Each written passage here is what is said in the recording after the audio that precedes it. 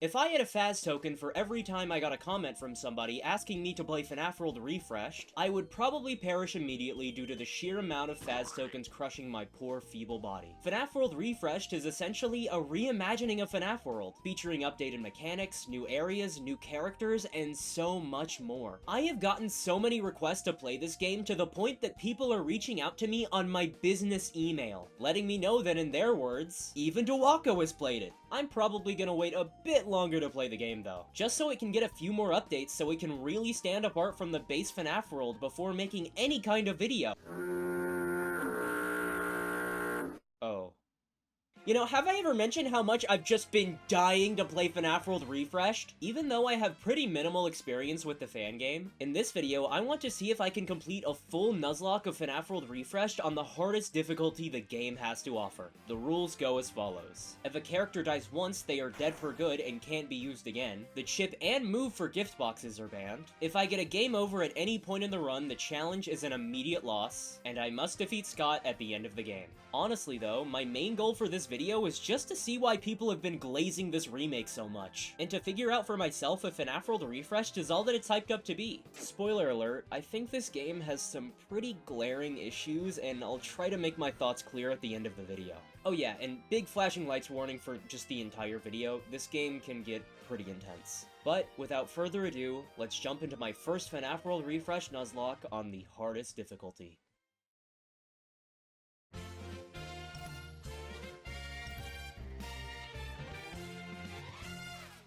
When we first jump into our save file, we're greeted with an updated character roster alongside 16 animatronics to choose from when the game begins. I decided that Team 1 would consist of Withered Bonnie for his damage and unscrewing capability, Phantom BB for his debuffs, Toy Chica for healing, and Toy Freddy for, well, okay, he really isn't that good, I just like Toy Freddy, okay? Also, in another life, he's known as somewhat of a legend. There's no way I couldn't put him on the team. I put the Balloon Kids, Chica, and Phantom Freddy sporting a beautiful new sprite on Team 2, and soon after made my way into the first battle of the playthrough. Now, Refreshed adds a lot of new mechanics to its battle system. Notably, enemies can now spawn in waves, they now have access to bites of their own, and characters now sport 4 moves instead of 3. Also, we've now got a meter in the top right that fills as the battle progresses, and once it's full, you can use a character's Faz power, which essentially just spams a pre-existing move over and over like Pizza Wheel or Cosmic Song. Immediately, I almost got my kicked in. Within the first 10 seconds of this first battle, both Toy Freddy and Toy Chica almost ended up dying, which forced me to pivot to the B team in order to finish the first wave.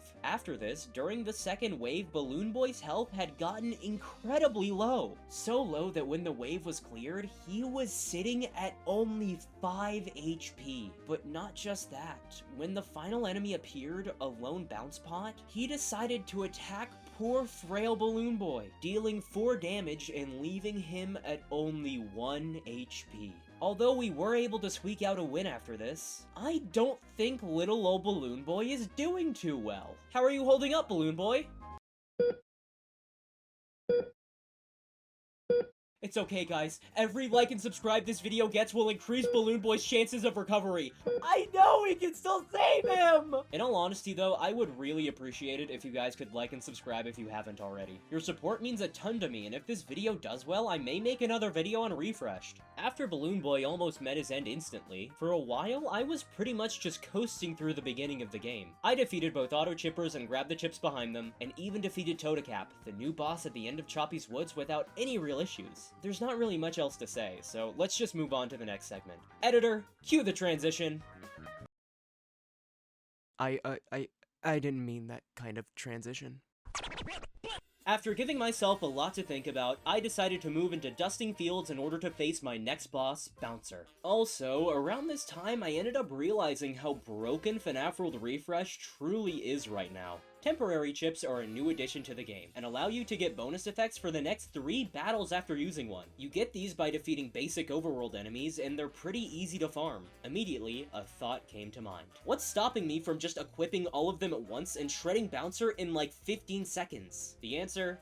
Absolutely nothing. By selecting all these temp chips at once, I constantly had a stream of happy jams healing my party, had a mimic ball, had infinite pizza wheels being thrown out, all while Bouncer was fully debuffed for the entire fight. Safe to say, he really didn't last too long. Even though I was playing on hard mode, besides the very first battle, this challenge has been a breeze. And this lack of difficulty early on was only heightened when I made it to Lily Gear Lake. Dee Dee's fishing hole is now located in this area, and after my third try at the minigame, I noticed the pearl at the bottom now sported Dee Dee's propeller hat. And after snagging the pearl with the plunger, I ended up unlocking Dee Dee herself as a newly added character. And I would quickly learn that Dee Dee is one of the most broken characters in the entire game. You see, at level 1, Dee Dee has over 10 times the health as a level 1 Freddy, as she has 1,300 HP, which is even more than any of the OP Halloween characters. She also sports an exclusive move from Refreshed, Fish Frenzy, which essentially launches a huge stream of fishies to attack enemies for a ton of damage. After unlocking Dee Dee, I was pretty concerned that this challenge would just be a cakewalk and nobody would ever end up dying. However, This couldn't be further from the truth.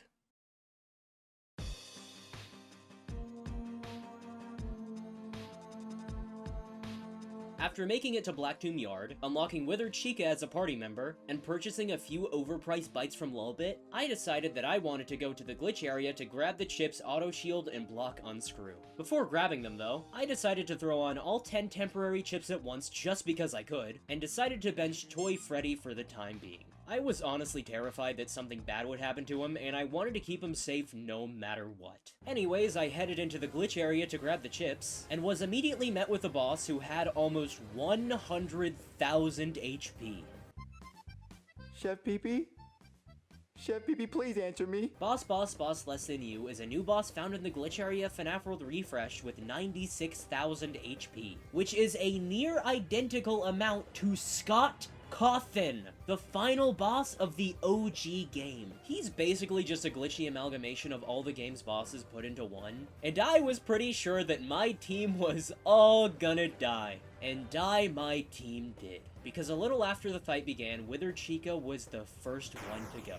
And after swapping to Team 2, JJ followed suit. But if this wasn't bad enough, Balloon Boy ended up being targeted by the boss's Unscrew, and died as well.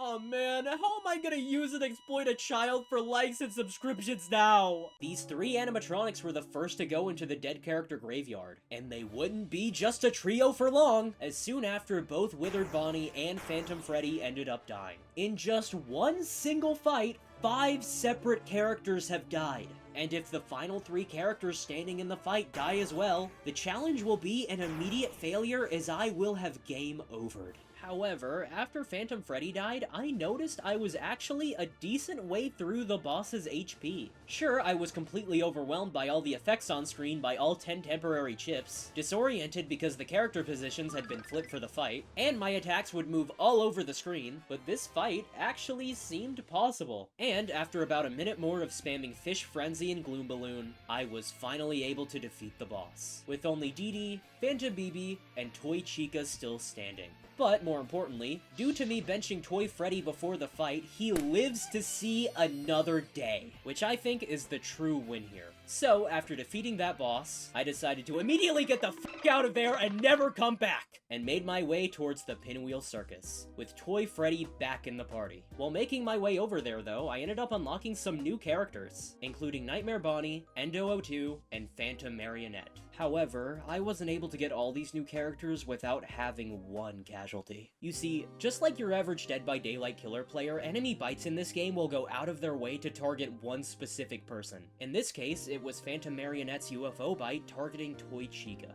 Combined with the UFO shooting at Toy Chica and only Toy Chica, and Phantom Marionette going for her as well, it didn't take long before her health just exploded and she died in the fight. One more character joined the graveyard that day, Although I did add a slew of new ones to my roster. However, there is one character I failed to mention obtaining. During my travels, I ended up obtaining Withered Foxy, who has a new move exclusive to Refresh titled Luck and Load. Basically, this move works by chance. When you use it, you have a half chance to shoot the enemy, but you also have a 1/2 chance to just shoot and damage your own team. I really don't think I should use this move, but my gambling itch is just too strong right now. So I decided to put Withered Foxy on the team.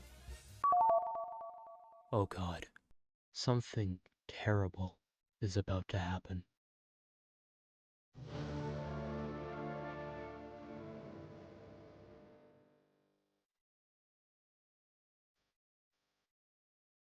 I decided that my next course of action would be defeating Browboy, the boss of the Pinwheel Circus. So I decided to put on some temporary chips, including a very important one that kept up a Mimic Ball for the next 3 fights, and went into the battle. The fight was going pretty smoothly at the start, although my new healer Regular Chica was getting hard targeted by Browboy's UFO, so I had to swap into Team 2 before she died. After this, I went and threw out a couple moves before Withered Foxy's turn had arrived, and with it, an option to select Luck and Load had appeared, and after I proceeded to click that move, I had to sit back and watch the greatest tragedy unfold in my very own eyes. Oh my god, Toy Freddy, are you okay? Okay, I need to heal him up before... Oh no. No, why are you repeating that move? Toy Freddy! Toy Freddy, look out!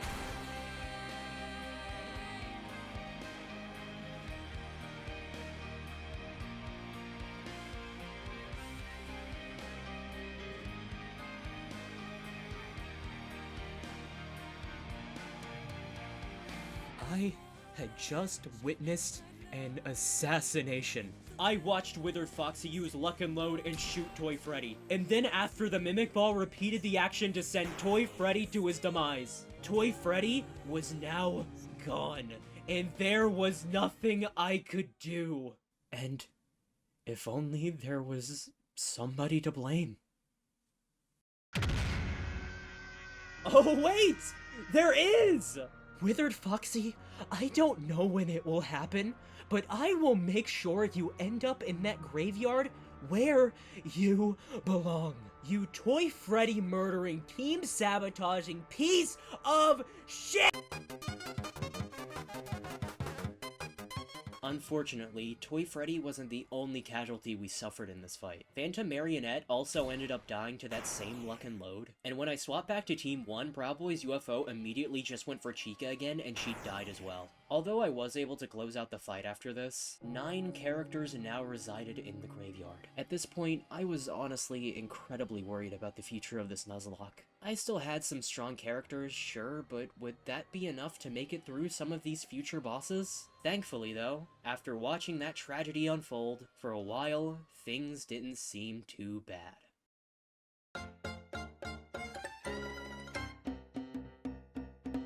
In FNaF World Refreshed, there's a new section to the Pinwheel Circus after defeating Browboy, titled the Candy Cade. Candy Cadet runs this tent, and in this area you can play both in Endless Mode and 2 different minigames in order to win tickets. The first minigame we'll talk about is Bonnie's Jam Attack, which is essentially just a rhythm game you can play that features some FNaF fan songs. However, there's no reason to play this one as there is a baffling lack of FNaF the Musical tracks. If I can't play the song about Markiplier shooting up Freddy Fazbear's Pizza, why should I bother? Thankfully, there is a second minigame we can play, titled Find Willy. In this minigame, you're basically tasked with searching around to see if you can find any Willies.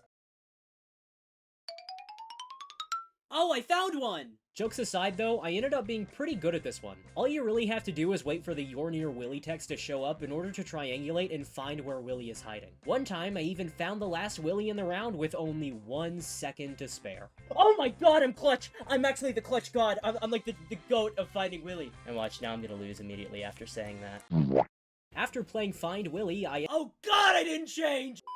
After playing Find Willy, I ended up netting a good chunk of tickets, which I learned you're able to use to buy skins for different characters. My personal favorites have to be the Bear 5 skin for Freddy, a funny nod to this low-quality FNaF joke OC, and Phantom Chica's only skin in which she turns into a PNG of a watermelon. I only really ended up buying one skin though, as I decided on purchasing Dee Dee's Zor skin based on Ultimate Custom Night. After buying the skin, I ended up leaving the Candycade, and soon after got a new character encounter.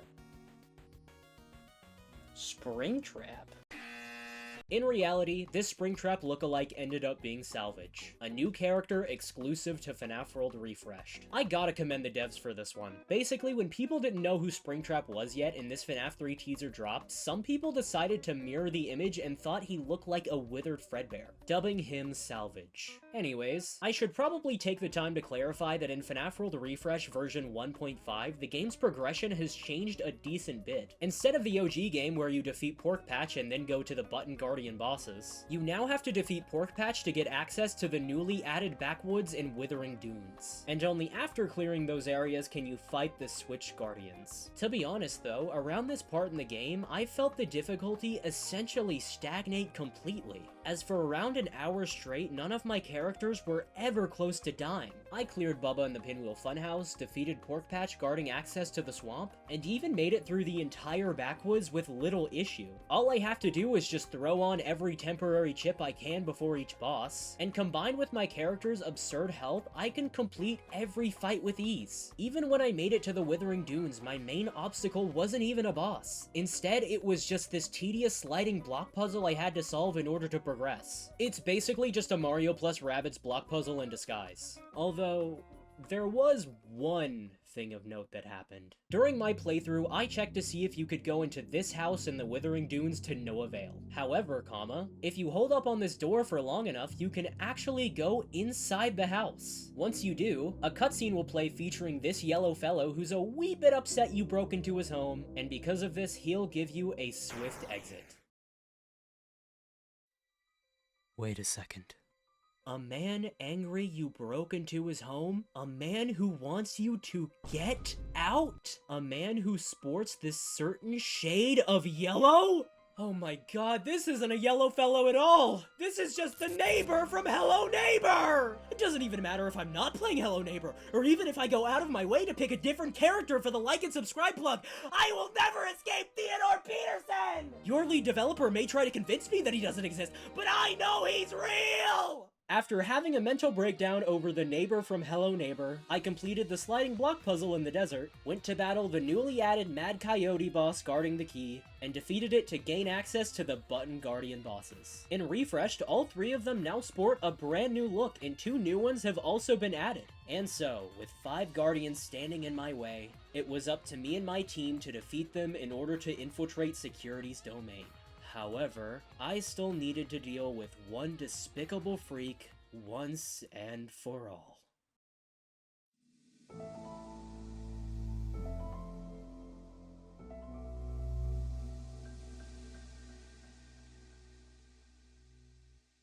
I decided to head into Fazbear Hills to activate my first switch, and got into a battle with the Super Grinder. I was never super close to dying, although I did end up taking note of something pretty alarming. You see, Phantom Balloon Boy is the only living party member I still have from the very start of the playthrough, and I don't really think he's gonna make it much further. He's getting power creeped hard. I mean, just looking at the HP stats of some of the other members of Team 1, you can see he is at a major disadvantage, with no way for him to really catch up with the rest of the team. When I got into my second Button Guardian boss with Snowcone and he reached about half health, Phantom Balloon Boy died in one hit.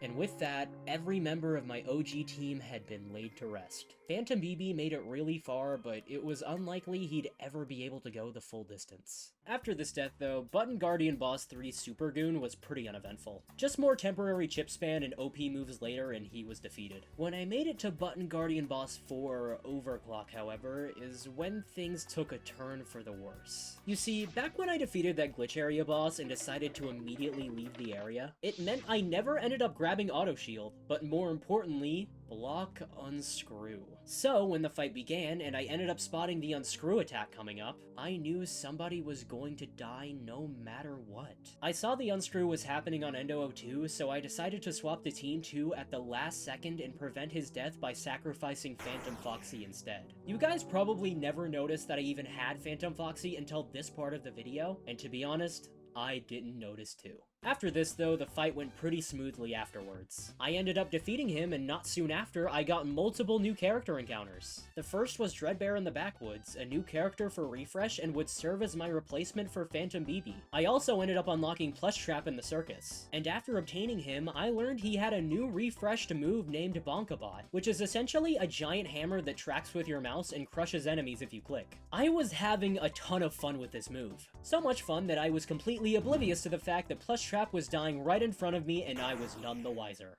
Swing low, sweet chariot.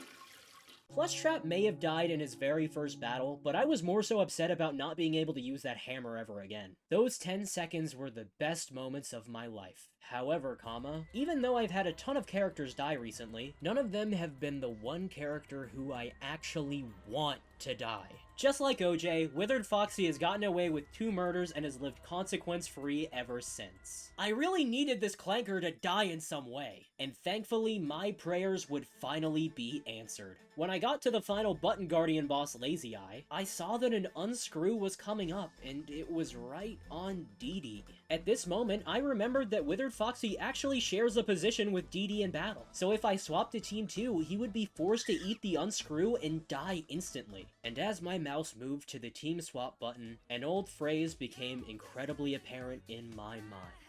Keep your friends close, but keep your enemies closer. Oh my god, he's dead! Withered Foxy is finally dead, and I avenged Toy Freddy! I did it!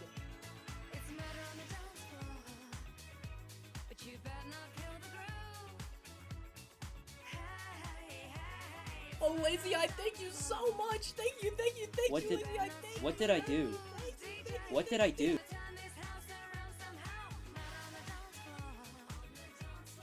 This would turn out to be my happiest day in this Nuzlocke, as when I got back to finish this challenge once and for all, I saw this game for what it really was.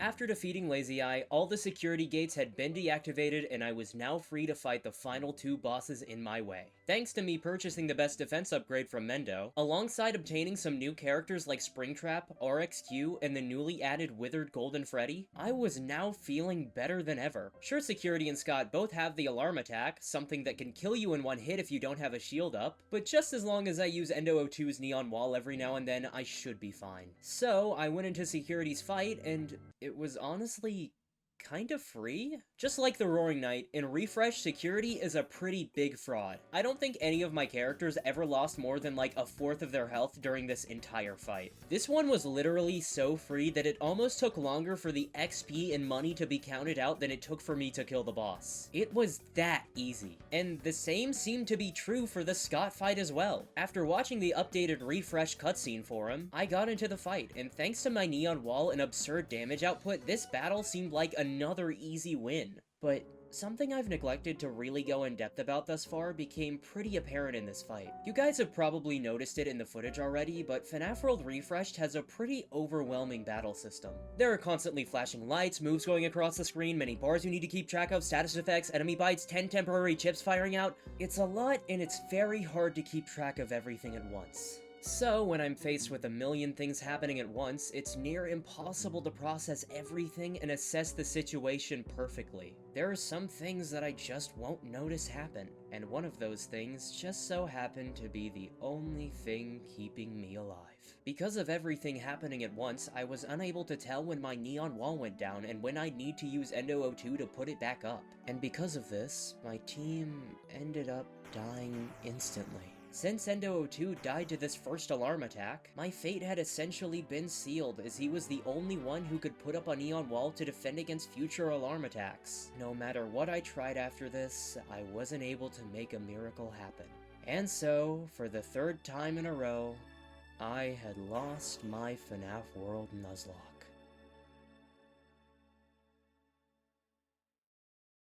Look, I've failed many challenges in my days on YouTube, but never have I felt nothing but pure frustration and disappointment after a loss like this one. Now, I always like to look for silver lining in a loss. Oh, I should still be glad about how far I even made it. Oh, maybe losing was the funnier option. But this one just hurt, man. The Scott fight was so free, but because there was so much going on, I couldn't tell that my neon wall was down and I lost because of it. At the beginning of this video, I mentioned how I wanted to figure out if FNaF World Refreshed is all that it's been hyped up to be, and I think I have my answer. FNaF World Refreshed is at its core a remake of FNaF World, and although it has a ton of fun character additions, new bosses, and new areas to explore, I can't help but think the game only makes some problems found in the original even worse. For example, power creep is a huge problem in the OG FNaF World, as later characters simply outclass earlier ones, and there's no way for them to catch up. So, it baffles me why they decided to increase the health difference between characters, which means early game ones are only made even worse. This isn't helped by the fact that the new characters all have absurdly high health and strong moves, which means even more characters are now made obsolete. The power creep is already a pretty glaring flaw in the OG, and Refreshed only polarizes the characters even more, but I think the battle system itself also needs a bit of a rework. At the moment, it's simply too bloated with things happening at once. The original already has this problem with some moves, but being able to use 10 temporary chips at once and these overly long super moves only makes this issue more apparent. I know you can turn off screen shake and screen flashing in the settings, which does help to an extent, but stuff like the super moves still take forever and use up an absurd amount of screen estate. It doesn't help that because of both these issues, the game is overall pretty easy to get through after the halfway point. I know that's big talk for somebody who just lost his Nuzlocke, but due to all the moves being thrown out at once, mid to late game bosses just get shredded, dude. I mean, post Brow Boy, the only times my characters would die is if I sacrificed them to an insta-kill, was just messing around, or if their health was just so power crept that they just couldn't keep up. Hey, just a quick fun fact I'd like to add here. I kinda figured out how to trivialize this entire challenge. Yeah, so I discovered with the move Haunting 2, you can infinitely chain them to stunlock literally every single boss in the game. So I decided to do a second Nuzlocke on hard mode and one with solo Dreadbear by spamming this move on Scott for 15 minutes straight. If this doesn't tell you that this game desperately needs a balance adjustment, I don't know what does. Overall, while I do enjoy FNaF World Refreshed, and I want to make that very clear, I think the devs should hold off on adding new content for a bit and just take some time to balance everything. A remake should first and foremost look at the game it's based on and rectify any issues found within the original, not amplify them. I really hope the devs of Refresh see this video and take my critiques into consideration. I love your game and I only want it to become even better. Although, I think there is one more thing that should be changed. I really think a block slasher chip should be added into the game. Not for any combat reason, but just so I can block the yellow fellow's slasher when I break into his house. And then, if you use the chip to block his attack, it should end up triggering a super secret boss battle, where you duke it out with none other than the neighbor from Hello Neighbor.